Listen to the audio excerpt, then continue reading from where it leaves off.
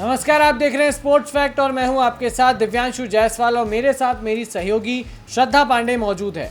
IPL 2022 का 62वां मुकाबला यानी 62nd मैच खेला जाएगा चेन्नई सुपर किंग्स और गुजरात टाइटंस के बीच और होगा ऐतिहासिक वानखेड़े स्टेडियम में। ऐतिहासिक वानखेड़े स्टेडियम में ये मैच जो है खेला जाएगा और इससे पहले भी ये टीम्स जो है आपस में आईपीएल 2022 में इससे पहले भी आपस में दोनों ही जो है भिड़ चुकी हैं। हालांकि उसमें गुजरात ने बाजी मार ली थी, 3 विकेट से जो है गुजरात जीत गई थी उस मैच में। और सीएसके उस टाइम पे जडेजा की कप्तानी थी तो उस टाइम पे सीएसके हार गई थी 3 विकेट से, गुजरात ने हरा दिया था। वहीं अगर पॉइंट्स टेबल की हम बात करें तो अपडेटेड पॉइंट्स टेबल की बात करें तो गुजरात जो है पहले पायदान पर पहले नंबर पर काबिज है 18 पॉइंट्स के साथ और पहली टीम बन गई है जो क्वालिफाई कर गई है। उसके बाद वहीं अगर सीएसके की बात करें तो सीएसके बहुत कंसिस्टेंट रही है इस पोजीशन के लिए, जो कि है 9th नंबर, यानी 8 पॉइंट्स के साथ सीएसके जो है 9th पोजीशन पर है अभी भी। वहीं अगर लास्ट मैच की बात करें तो लास्ट मैच जो है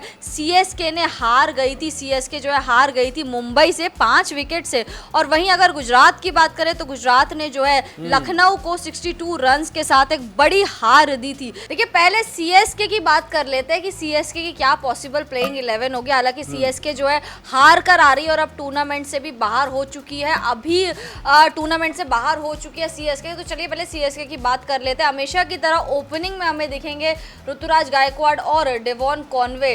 ऋतुराज गायकवाड़ पहले नहीं चल रहे थे, वैसे उस तरीके से नहीं खेल पा रहे थे, लेकिन माही की कैप्टनसी में आने के बाद मतलब 37 डेज बाद महेंद्र सिंह धोनी को कैप्टनसी मिली थी, उसके बाद जो है ऋतुराज अच्छे फॉर्म में नजर आए थे और एक मैच में उन्होंने 99 भी जड़े थे। हालांकि शतक से एक रन चूक गए थे लेकिन अच्छे फॉर्म में दिखे थे। वहीं डेवॉन कॉनवे की बात करें तो डेवॉन कॉनवे 0 पर आउट हो गए थे आफ्टर शादी के आने के बाद जो है काफी कंसिस्टेंट रहे हैं, 2-3 मैचेस में अच्छा खेले हैं डेवॉन, 3 अर्धशतक थे, बट पिछला मैच थोड़ा सा अनफॉर्चुनेट भी रहा।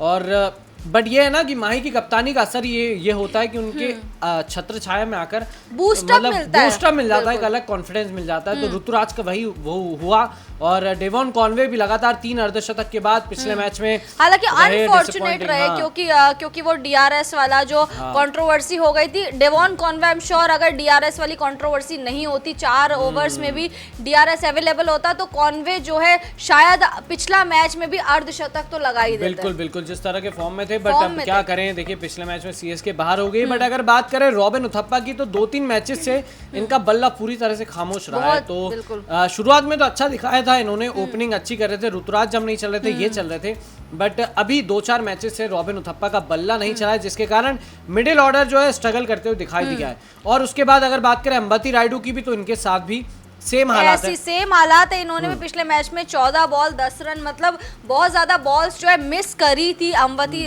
रायडू ने भी, क्योंकि सब जो है आप देखें सीएसके की जो प्लेइंग 11 है पिछले मैच में सभी जो है एक एक करके वो ताश के पत्तों की तरह ना फिर बिखरती गई। चाहे पिछले मैच में अंबती रायडू की बात कर लो या फिर बात कर लीजिए रॉबिन उथप्पा की, उसके बाद मोइन अली ये भी गोल्डन डक का शिकार हुए थे। पिछली बार डैनियल सैम्स ने जो कहर बरपाया एमआई की तरफ से, उसमें चेन्नई का जो टॉप ऑर्डर है वो पूरा कोलैप्स हो गया।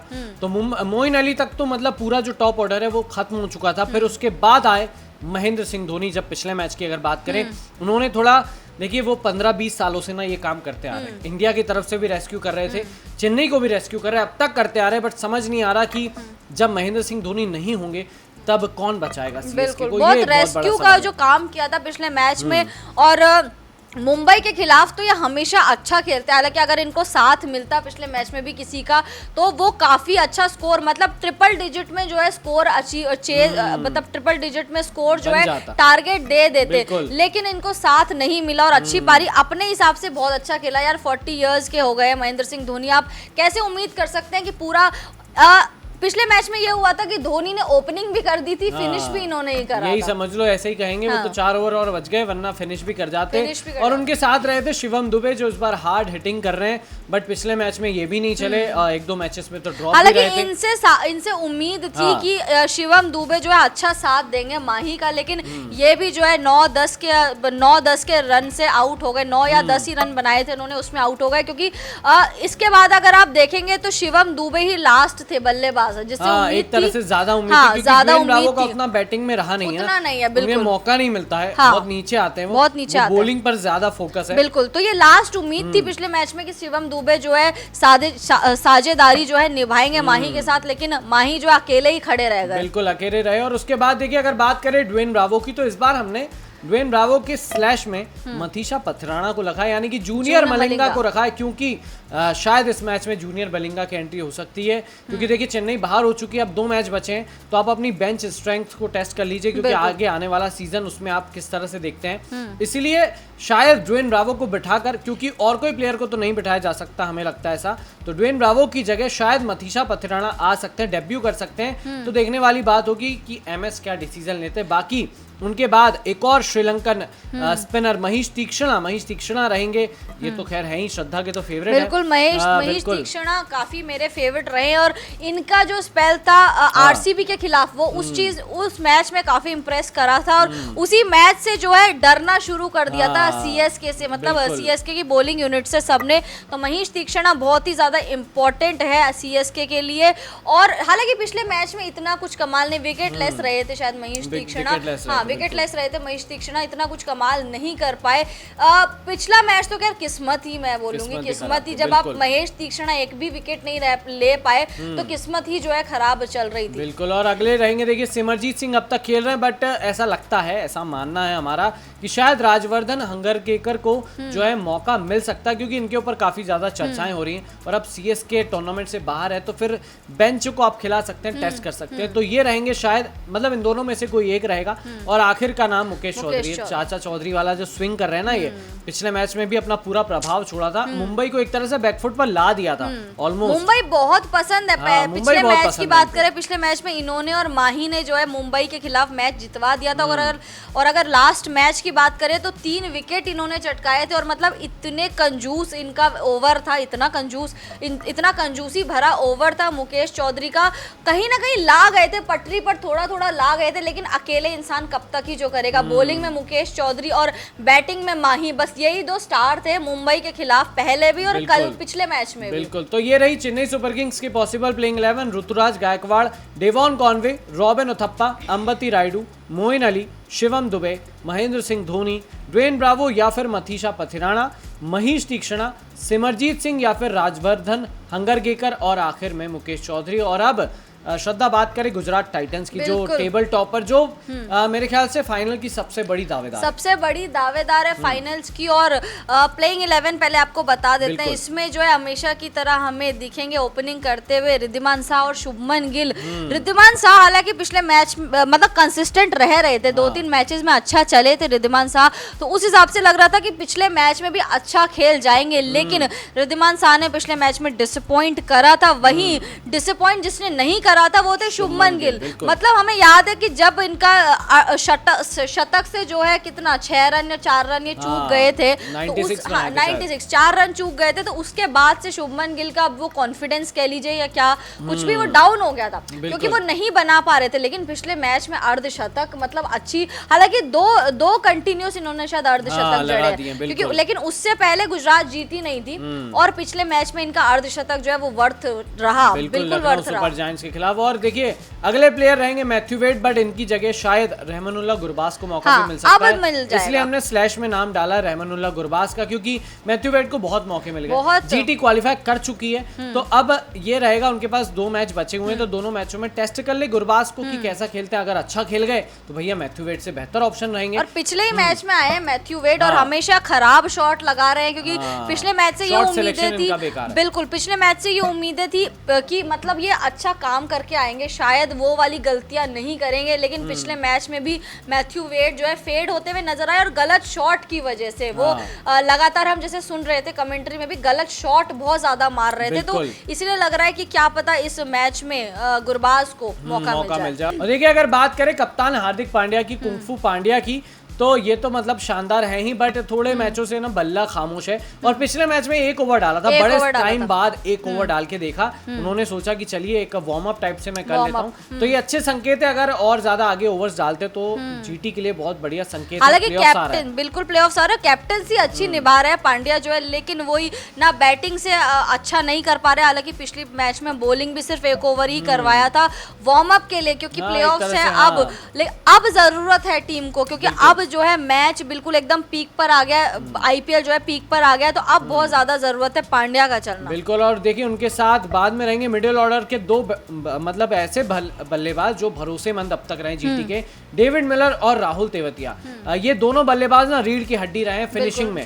लोअर मिडिल ऑर्डर में बात की जाए, जीटी को कई मैचेस जिता चुके हैं, हालांकि एक मैच हरवाया भी था, डेविड मिलर ने मतलब रन नहीं बना पाए थे, बट कोई बात नहीं, एक आध मैच आपका चलता है। तो डेविड मिलर, राहुल तेवतिया रहेंगे इनके middle order, lower middle order के बल्लेबाज। और उसके बाद राशिद करामाती खान ने पिछले मैच में करामात दिखाया, 4 विकेट हॉल बॉलिंग से दिखाया बिल्कुल। और ऑलराउंडर तो अब जैसे कि बोला ही है इन्होंने कि मुझे अब लोग ऑलराउंडर समझ चुके हैं। हमने बैटिंग से अब देखना चाहते थे, लेकिन जो फैंस है राशिद के वो उनको बॉलिंग से ज्यादा कमाल करते हुए देखना चाहते थे। तो पिछले मैच में भी अच्छा बॉलिंग स्पेल डाला था, 4 विकेट हॉल था इनके नाम। उसके बाद आते हैं साई किशोर पिछली बार साई किशोर को इन्होंने इंप्रेस किया, 2 ओवर में 7 रन 2 विकेट। स्पिन पिच हो गई थी और वो राशिद के साथ शानदार इनका चला पार्टनोफ। मजा आया इनको देखकर, ऐसी स्पिन करेंगे तो आगे आने वाले मैचेस में अच्छा रहेगा। और उसके बाद रहेंगे अल्जारी जोसेफ ने भी 2 ओवर डाले थे, अच्छे खासे ओवर थे, इकोनॉमिकल था, बढ़िया था। उसके बाद यश दयाल, इन्होंने भी बहुत इंप्रेस किया, 2 विकेट पिछले मैच में, 2 विकेट लिया। हालांकि ओवर थोड़ा सा ज्यादा रन दे दिए थे इन्होंने, लेकिन 2 विकेट जरूर चटकाए थे। तो बॉलिंग में तो यार साई किशोर और यश दयाल 2 बहुत ज्यादा हाईलाइट थे, जिन्होंने काफी इंप्रेस किया था। उसके बाद मोहम्मद शमी की तो क्या बात करें भैया, ये तो लीडिंग फ्रॉम द फ्रंट वाली काम करते हैं। 3 ओवर करे थे, 5 रन दिए और 1 विकेट लिया, मतलब क्या शानदार ओवर था मोहम्मद शमी का। मजा आया था इनको देखकर, और ऐसे ही ये करते रहे तो जीटी जो है फाइनल जरूर जीतेगी। तो गुजरात टाइटंस की possible playing 11: Wriddhiman Saha, Shubman Gill, Matthew Wade / Rahmanullah Gurbaz, Hardik Pandya, David Miller, Rahul Tewatia, Rashid Khan, Sai Kishore, Alzarri Joseph, Yash Dayal और मोहम्मद शमी। तो ये पॉसिबल प्लेइंग 11। और अगर बात करें पिच की वानखेड़े की, तो पिछला मैच चेन्नई मुंबई का हुआ और पिच बड़ा अजीब खेली, रन बनते थे इस पिच पर, बट पिछले मैच में हमने स्विंग देखी, पिछले मैच में स्पिन देखी। तो ये पिच धीरे धीरे स्लो होती जा रही, क्योंकि लगातार मैचेस हो रहे हैं, तो इस पे बच के रहना पड़ेगा। छोटा है, मैदान छोटा, आउटफील्ड छोटी है, तो फिर रन बरसेंगे आज के मैच में भी। अब के मैच जो खेला जाएगा गुजरात और सीएसके का, उसमें भी शायद यही हो कि शायद वो टॉस जीत के बैटिंग ले ले, शायद बाद में पिच और खराब हो जाएगी। बाद में पिच और खराब हो जाएगी, स्लो पिच है, बहुत ज्यादा खराब हो सकती है। तो पांड्या जो है अपनी डेयरिंग शायद दिखा सकते हैं, फिर से अपनी डेयरिंग दिखाएंगे। और शायद अगर टॉस हिस्से में पांड्या जो है थोड़े से टॉस के हिस्से में मुझे अच्छे नजर आ रहे हैं, कि मतलब जीत रहे हैं, टॉस जीत रहे हैं, लकी दिख रहे हैं, टॉस जीत रहे हैं, इसलिए शायद अब के मैच में भी टॉस जीतकर पांड्या जो है बैटिंग लेंगे। तो हमको चौंकना नहीं चाहिए, फिर तीसरी बार हो जाएगा फिर ये। और देखिए लकी तो आप भी रह सकते हैं अगर आप मेटा स्पोर्ट्स 11 पर टीम बनाते हैं। डिस्क्रिप्शन बॉक्स में लिंक है, लिंक पर आप क्लिक कीजिए, ऐप को डाउनलोड कीजिए, मेटा स्पोर्ट्स 11 पर टीम बनाइए और बहुत सारे पैसे कमाइए, क्योंकि कॉन्टेस्ट बहुत सारे हैं, फीलिंग प्लेइंग वाली है। तो बड़े से बड़े कॉन्टेस्ट में हिस्सा लीजिए, ज्यादा से ज्यादा इन्वेस्ट कीजिए, बिल्कुल, और क्योंकि रिटर्न उतना ही मिलेगा, क्योंकि फील्ड पर देखिए कोई भी जीते, चाहे वो सीएसके जीते या फिर गुजरात टाइटंस यानी पांड्या टाइटंस जीते, आप जरूर जीत रहे हैं। कैसे जीत रहे हैं? मेटा स्पोर्ट्स 11 पे टीम बना के देखिए, 22 खिलाड़ियों में से 11 आपको मिले जुले खिलाड़ी जो है वो चुनने हैं। तो टीम बनाइए, क्योंकि फीलिंग जो होगी वो प्लेइंग वाली होगी, आपको लगेगा आप ही खेल रहे हैं। तो जल्दी कप्तान और वाइस कप्तान आप आराम से बनाइए, क्योंकि यही 2 प्लेयर्स है, यही जो 2 शख्स हैं जो आपका जो रास्ता है ना, पैसों तक का जो रास्ता है, वो आसान जरूर कर देंगे। बिल्कुल। तो ये हमने आपको बताया दोनों टीमों की पॉसिबल प्लेइंग 11, साथ ही साथ बताई पिच रिपोर्ट। तो आपको क्या लगता है इस मैच का विनर कौन होगा, और क्या लगता है कि प्लेयर्स में कोई चेंजेस होंगे, आप कमेंट बॉक्स में जरूर बताइए। साथ ही साथ वीडियो पसंद आया हो तो लाइक कीजिए और स्पोर्ट्स फैक्ट चैनल को सब्सक्राइब करना मत भूलिएगा।